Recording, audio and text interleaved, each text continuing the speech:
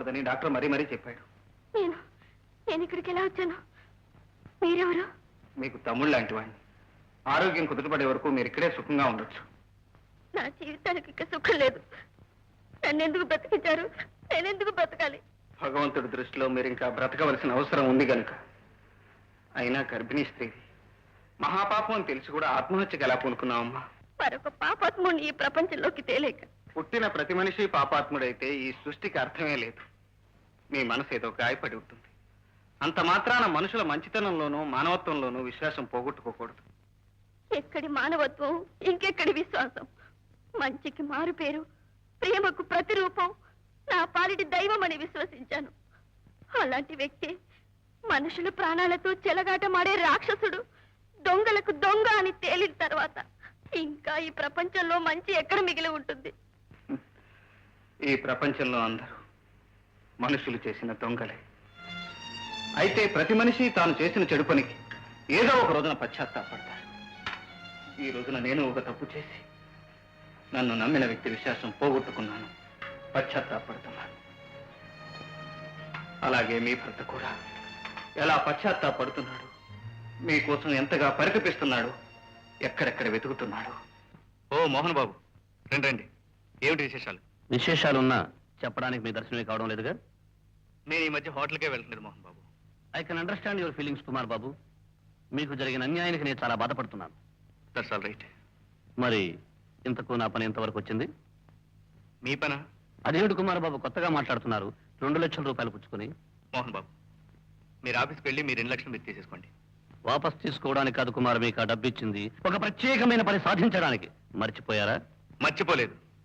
ఆ ప్రత్యేకమైన పని నేను ఇప్పుడు చేయలేను, క్షమించండి అని చెప్తున్నాను. మాట తప్పడం ఎప్పటి నుంచి నేర్చుకున్నారు?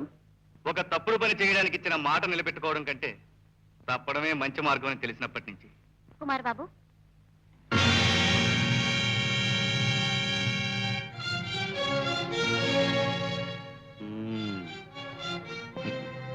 ఓహో, ఇదా విషయం. ఓకే మిస్టర్ కుమార్, మీ అవస్థ నాకు అర్థమైపోయింది. దాంతో పాటు రమాదేవి ఎందుకు ఆత్మహత్య చేసుకుందో కూడా నాకు అర్థమైంది. మంజు, లోపలికెళ్ళు. వెళ్ళు వెళ్ళు వెళ్ళు, చూస్తావే. ఇప్పటికిప్పుడే 2 లక్షల రూపాయలు త్యాగం చేశాడు నీ కుమార్ బాబు. వెళ్ళి బెడ్రూమ్ లో వెయిట్ చేస్తూ ఉండు. క్షణంలో వచ్చేస్తాడు నీ ప్రియుడు.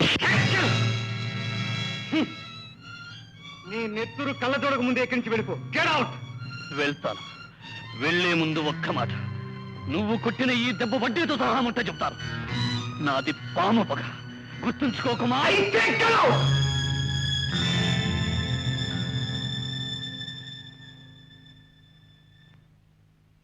మంజు, ఏమిటిది? ఆ గాలిదేదో పూసాడని బాధపడుతూ కూర్చున్నావా? అవునండి, నా మూలంగా మీ మిత్రుడితో విరోధం తెచ్చుకున్నారు. ఇలాంటి దుర్మార్గులతో స్నేహం కంటే విరోధమే మంచిది. నా వల్ల మీకు అపనిందలు అవమానాలు జరగకూడదు. ఇక్కడి నుంచి నేను వెళ్ళిపోతాను కుమార్ బాబు. నో, నువ్వు ఇక్కడే ఉండాలి. బయటకు వెళ్ళి ఆ దుర్మార్గుల చేతిలో పడ్డానికి నేను ఒప్పుకోను.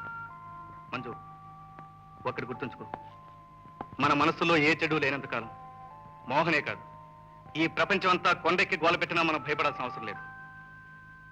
సరే, అదంతా మర్చిపో. అలా బయటకు వెళ్ళొద్దాం, కాస్త మనశ్శాంతిగా ఉంటుంది. అలాగే.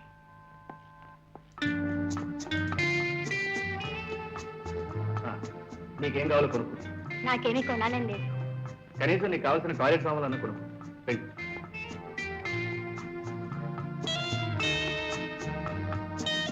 ఆ పౌడర్ ఇవ్వండి. మంజు, నీతో ఒకసారి మాట్లాడాలి.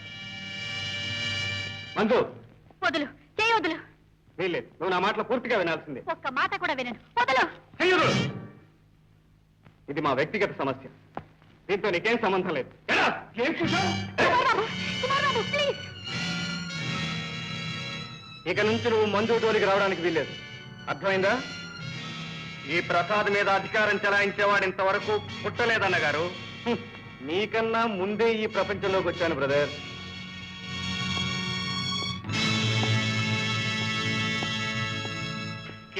కుమార్ సాబ్, మీకు పని విడిచి పెట్టిందని చెప్తారు. నిజం చెప్తుంది. నిజమే బాబాషేఖ్, నేను ఈ పని మానేయడానికి నిర్ణయించుకున్నాను. మీది నిర్ణయం, అది కొంప తీసింది సార్. బంగారం కోసడానికి అందరి మనుషుల దగ్గర నాకు డబ్బు తీసింది. ఇప్పుడు మాది ఇవ్వకపోతే అది మనుషులు నాకు సభా చేస్తారు. యా అల్లా.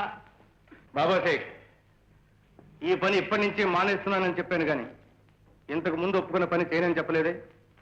మీ బంగారం మీకు అప్పచెప్తాను. షిప్ ఇప్పుడు వచ్చేది ముందుగా ఇన్ఫర్మేషన్ ఇవ్వండి. శుక్రియా సాబ్. అల్లా మీకు చల్లంగా చూడాలి. బహుత్ శుక్రియా సాబ్. శుక్రియా. సరే, నాకు ఈ ఉద్యోగం ఇప్పించాలి మేనేజర్ గారు. నీ క్వాలిఫికేషన్ ఏంటో? ఎంఏనా? ఎంఏలు బిఏలు అలాంటి డిగ్రీలు ఏమీ లేకపోయినా నాకు బోల్డంత అనుభవం ఉంది సార్. ఆహా, ఇంతకు ముందు ఏం చేసేవాడివి? నేను ఇదివరకు చేస్తున్న పని ఇక జన్మలో చేయనని ఒట్టు పెట్టుకున్నాను సార్. మనిషి లోగుట్టి ఏమిటో తెలవకుండా ఉద్యోగం ఇవ్వకూడదని నేను ఒట్టు పెట్టుకున్నానే మరి. అయితే వినండి, నేను ఒక పేరు మోసిన జేబు దొంగను. జేబులు కత్తిరించి దొంగ సొమ్ములు అమ్మేవాడిని. చివరికి మనస్ఫూర్తిగా ప్రేమించిన ప్రియురాలను కూడా అమ్మేశాను. ఇప్పుడు పూర్తిగా మారిపోయాను కాబట్టి ఈ చిన్న ఉద్యోగం కోసం వచ్చాను. వచ్చావులే, పెద్ద మనగాడివి. మీకు ఉద్యోగం ఎవడిస్తాడు? వెళ్ళి వెళ్ళి అంటారు, అంతేగా. వస్తా. ప్రసాద్,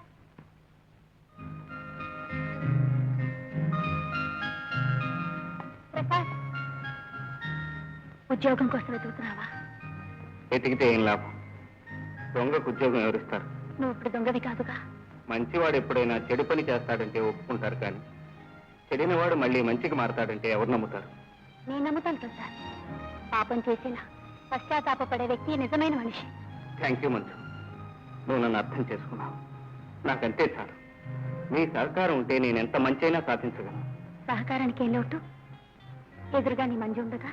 మంచు, ఏంటలా చూస్తున్నావు? ఇంకా అర్థం కాలేదా లేదు? మళ్ళీ పెద్ద స్పీడ్ అంటావు.